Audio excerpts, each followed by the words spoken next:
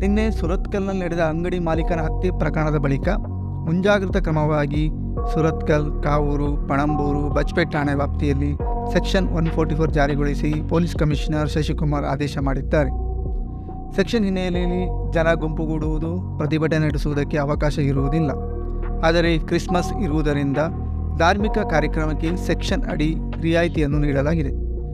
Church ಸೇರಿದಂತೆ ಧಾರ್ಮಿಕ ಕಾರ್ಯಕ್ರಮಗಳಿಗೆ ನಿಷೇಧ ಇರುವುದಿಲ್ಲ. ಡಿಸೆಂಬರ್ 25ರ ಬೆಳಿಗ್ಗೆ 6ರಿಂದ ಡಿಸೆಂಬರ್ 27ರ ಬೆಳಿಗ್ಗೆ 6 ಗಂಟೆವರೆಗೆ ನಿಷೇಧಾಜ್ಞೆ ಜಾರಿಯಲ್ಲಿ ಇರಲಿದೆ. ಕಾನೂನು ಸುವ್ಯವಸ್ಥೆ ಹದಗೆಡದಂತೆ ನೋಡಿಕೊಳ್ಳುವ ಸಲುವಾಗಿ 2 ದಿನಗಳ ಕಾಲ ಸೆಕ್ಷನ್ ಹೇರಲಾಗಿರುವ 4 ಠಾಣೆಗಳ ವ್ಯಾಪ್ತಿಯಲ್ಲಿ ಮದ್ಯದಂಗಡಿಗಳನ್ನು ಬಂದ್ ಮಾಡಲಾಗಿದೆ.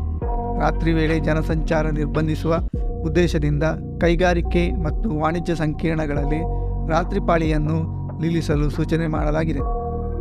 ಸುರತ್ಕಲ್, ಪಣಂಬೂರು, ಕಾವೂರು, ಬಜ್ಪೇಟ್ ವ್ಯಾಪ್ತಿಯ ಕೈಗಾರಿಕೆಗಳು ಮತ್ತು ವಾಣಿಜ್ಯ ಸಂಕೀರ್ಣಗಳಲ್ಲಿ ರಾತ್ರಿ ವೇಳೆ ಕರ್ತವ್ಯ ನಡೆಸದೆ ಸಂಜೆ 6 ಗಂಟೆ ವೇಳೆಗೆ ಕರ್ತವ್ಯ ಮುಗಿಸಿ ಮನೆ ಸೇರುವಂತೆ ಅವಕಾಶ ನೀಡಬೇಕು ಎಂದು ಪೊಲೀಸ್ ಕಮಿಷನರ್ ಆದೇಶ ಮಾಡಿದ್ದಾರೆ.